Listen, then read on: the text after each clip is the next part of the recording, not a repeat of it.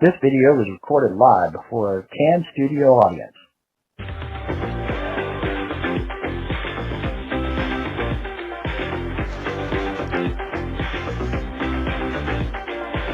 It's Friday Night Movie Reviews, and here they are, Chris and Keith.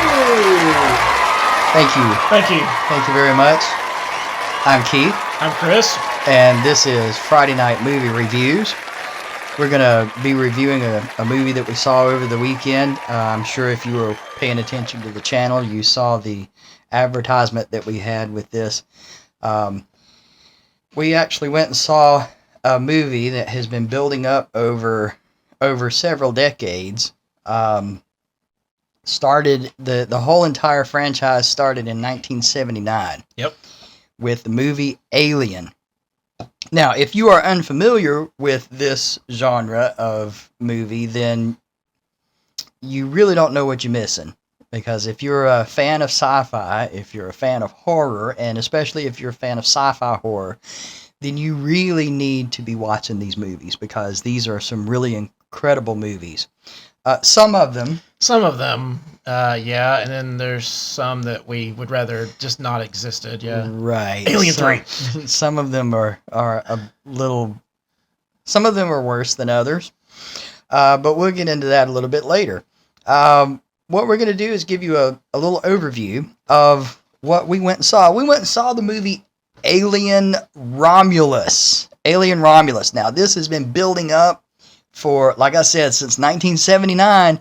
This movie, without giving any spoilers away, it kind of is reminiscent of the video game Alien Isolation. If you've played that, then it's sort of reminiscent of that. Yeah, I watched an interview today. Fede Alvarez, that directed the film, he actually said he was inspired by Alien Isolation, the game. So that was nice that he was a fan of the material before he was a director of the film. So I applaud him for that. Right, and you can tell it if you've played the video games. If you've played the video game, then you can tell it from watching the movie. It takes place on a space station. It's not on a ship.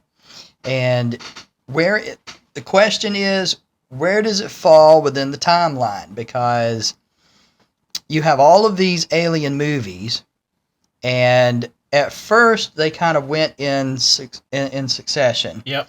But then they came out with Prometheus, which takes place before the original Alien movie. Right, which takes place before the original Alien. And then they came out with Alien Covenant, which is a sequel to Prometheus. Falls in between Prometheus and the original Alien movie in the timeline. And then you had Alien, and then in the 1980s you had the movie Aliens. Yeah, 86, yep. So where does this movie fall into all of that? Because there was Alien 3, and then there was Alien Resurrection.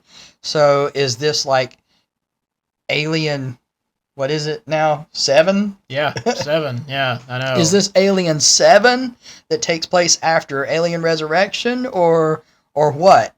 So we're going to break it down for you. This movie actually falls in place between the original film that came out in 1979 and the movie Aliens. Yep. Falls right in between there. Yep. 20 years after the first movie. So Sigourney Weaver's character, Ripley, is still out in space, frozen, because she was frozen for 80 years. So she's still, in this 20 years, she's still got 60 years before we'll see her in Aliens. So that's the time frame you're looking at here. Now, we're not going to give anything away because, this movie has a lot of spoilers. Lot of spoilers, and we can't really talk about a lot of it without actually spoiling anything. And thank goodness it wasn't spoiled, because it was nice to see some surprises for once without the internet and social media and everything just tearing the movie apart and saying, here, this is what's going to be in the film, and it ruins the experience for you. Right. So, in a nutshell, what happens is there is this mining colony, and it's brought out in the movie that people just weren't meant to be in space. Yes. They're beginning to suffer this kind of like space cancer kind of thing. They don't really elaborate on what it is, but they're suffering some kind of disease. Yep. And so this is this is in a mining colony that is like somewhere. It's on some planet way out in space. It's a ringed planet, kind of like Saturn. And this is a planet owned by the Weyland-Yutani Corporation. It's a mining planet. Right. And the conditions there's no OSHA organization in a mining colony. It just doesn't exist because these people are dying from mining stuff. So. Right, and it's kind of a slummy kind of area. I mean, the feel that you get whenever you're watching the movie is this is the slums, and so there's this girl who has she's basically paid her dues with the company. Yep. Right? She's paid her dues. She's earned enough credit time to be able to travel off planet to somewhere else. But things happen. She's not able to go. And so there's this group of others that are with her that they come to her and say, hey, we have an idea on how to get off this planet. We have a ship, but we don't have cryopods. Right. And the only way they would be able to get off the planet is to be able to be put in cryopods and make this 9-year journey. Yep, to that planet. Across space to this other planet that they want to go to, that they're hoping is a whole lot better than where they are. So they're going after these cryopods, and there's an abandoned space station that is orbiting this planet. Yep, it drifted away from somewhere else, and it drifted into their orbit. And it's only going to be there for a limited time before crashing into the asteroid ring system around the planet. So. Right. So its orbit is deteriorating. And so they're going to go on this ship or this space station, about 30 minutes, find the cryopods they need, bring them back on their ship, and hey, you know what? They're off to another planet. But things happen. Yep, as you'll see in the film. Yeah, as you'll see in the film, things happen, and it just doesn't really work out the way they had originally planned it to work out, yep. Which is basically the way every alien movie works out. Yeah, it's kind of a callback to horror movies. It's like, oh, we're out of gas, or we have a flat tire. Let's stop here, right? This unknown place, and try to get it fixed. And it does something awful happens. Hey, I have this brilliant idea. Yep. Let's go and do this, and then all of a sudden, oh crap! And something's there to take them out one by one, right? Or something bad happens. They have a flat tire in the middle of nowhere with a killer that's on the loose. It's that kind of situation where they have this great plan and they got it all worked out, but one thing after another happens, and until they're just in this terrible, terrible situation. And I think you kind of know the rest because the movie is called Alien. Yeah, you kind of know what's in it already. So this movie is very violent. Oh, absolutely. Lots of blood. There's a lot of profanity in it. Yes. I wouldn't say there's too much like adult situation kind of things, or even the mention of those things. Yeah, there's no nudity in the film either. So it's gonna be the violence and the language that you might want to keep the little kids away. Right. Definitely get the babysitter for this one. Yeah. And go see the movie with your significant other that you ladies, if you have a significant other that you want to cling to, take that person along, cling to that significant other whenever things get really tense. Guys, remember, you got to be real macho with this. Yep. So don't scream too loud. But listen, it's this is a very action-packed movie, and when I say action-packed, I don't mean like Star Wars action-packed. it's more it's more of akin to Aliens. Right, If you've it's- seen Aliens, it's similar to that one. it's more akin to that, and it's very it's a thriller and it's a horror movie. Yes. So go expecting those kinds of things. The action is more or less the horror and the thrill involved, and there's a lot of that. You're going to be on the edge of your seat throughout most of this movie. So we're going to give you our thoughts on this movie. Basically, I'm going to say this is probably one of the best movies in the entire franchise. Oh, absolutely. I enjoyed Alien, Yes. and if you enjoy the horror and the thrill kind of thing, then that movie at its time for what it is, that movie was incredible, and it was very.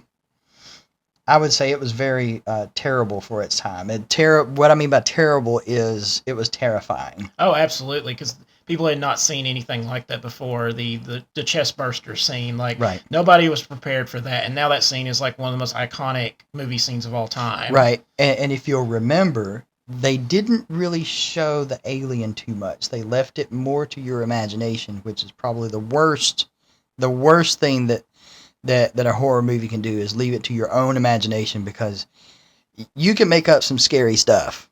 Yep. Regardless of who you are or how uncreative you are, you can make up some pretty scary stuff that just scares the junk out of you. So that's what they did with the first movie.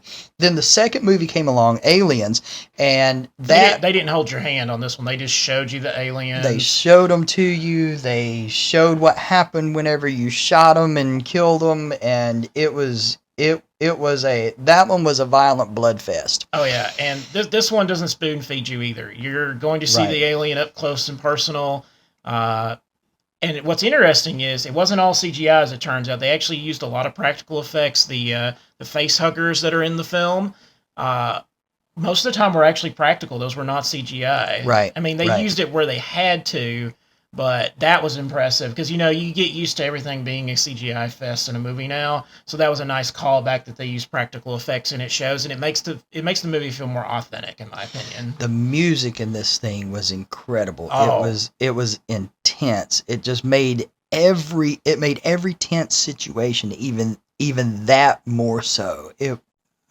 This movie, to me, was a very pleasant mixture of the original and Aliens. Yeah, and really, they really encompassed pretty much all the sequels. I know a lot of people online are criticizing it, saying, hey, they borrowed from this movie, they borrowed from that movie. I feel like they took the best aspects from all the movies and brought it together and really kind of made it cylindrical finally, where you had stuff from Prometheus in the film, you had stuff from Alien Covenant, you had it all kind of come together in one film.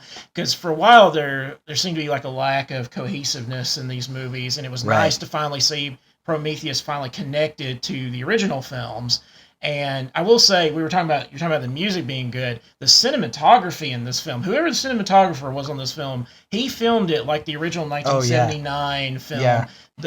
The establishing shots of showing the space station coming to life, showing the spaceships, showing the mining colony. It was just so beautifully shot. Like, it felt like you were watching a movie in between Alien and Aliens. And like, the sets yeah. of this movie, Were practical, yeah.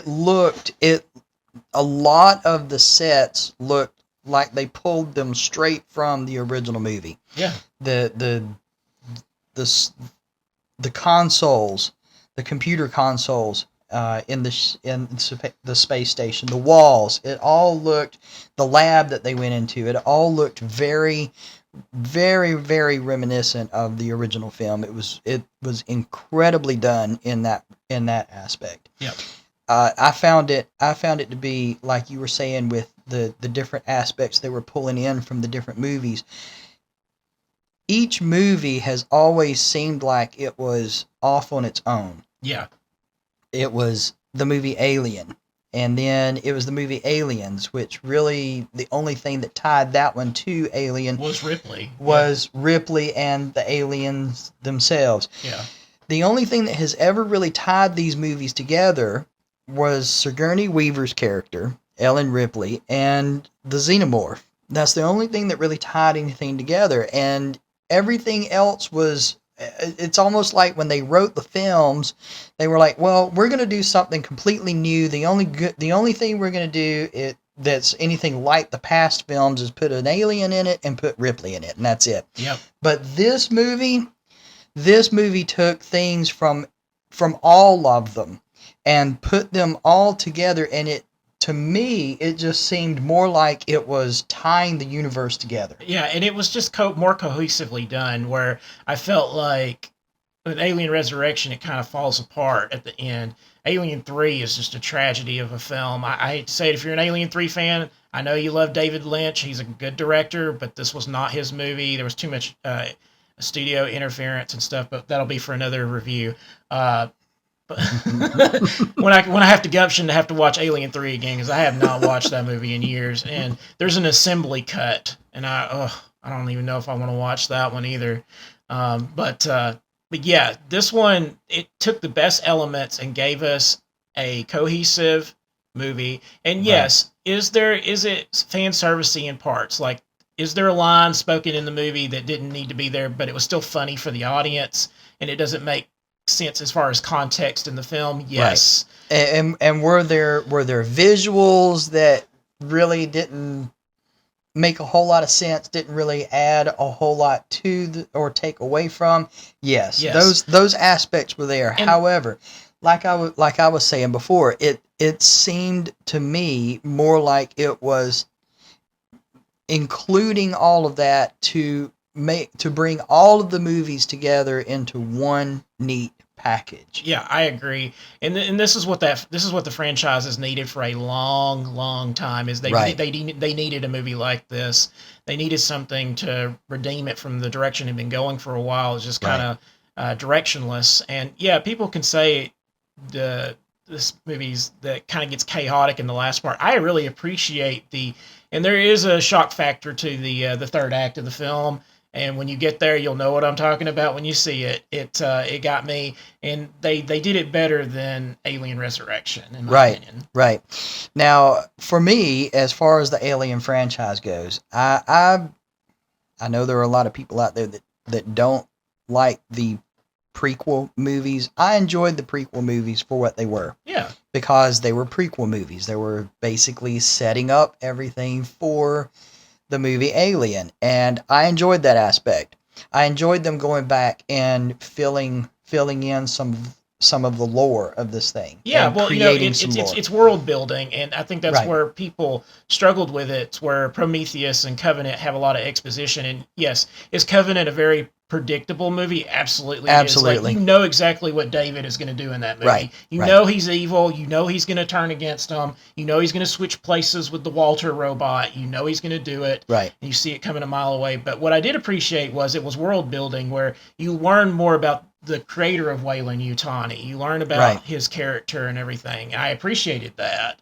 You get to see, okay, he's basically Jeff Bezos of Amazon. I mean, that's kind of the way that works. Now for me personally, the Alien franchise could have ended with Aliens. Oh, absolutely. I mean, you can take this movie, throw it in between Alien and Aliens. I'd be fine with it. And you can take Alien, Covenant, and Prometheus, and you can watch those movies all the way up until Aliens and then cut it off. Yeah, leave 3 and 4 off. Yes, you can just take 3 and 4 and you can throw those in the garbage as far as the Alien franchise goes, because those both were terrible movies. But Alien Romulus, I'm going to tell you, if you haven't appreciated the direction that the Alien franchise has been going, here's the course correction. This movie right here really sets a new tone for the entire Alien universe, and it really turns everything completely around in my book. And they still have 60 years in between Aliens. They could make a sequel to Alien Romulus. They could easily do it. Yeah. They could, because this movie takes place 20 years after the movie Alien, and like he said before, Sigourney Weaver's character Ellen Ripley is still floating out in space somewhere in that capsule, in that escape pod that she was in. She's still floating around in space somewhere all by herself, and hasn't been picked up by the company yet. And it takes place before the colony on LV-24 is even created. Yes, exactly. So they're still learning how to terraform, and they haven't even gone back to LV-24 yet. So this movie takes place in between the two, and it really does the Alien franchise a lot of good in my book. I really, really loved this movie. I would give it a total of 10 out of 10 popcorns.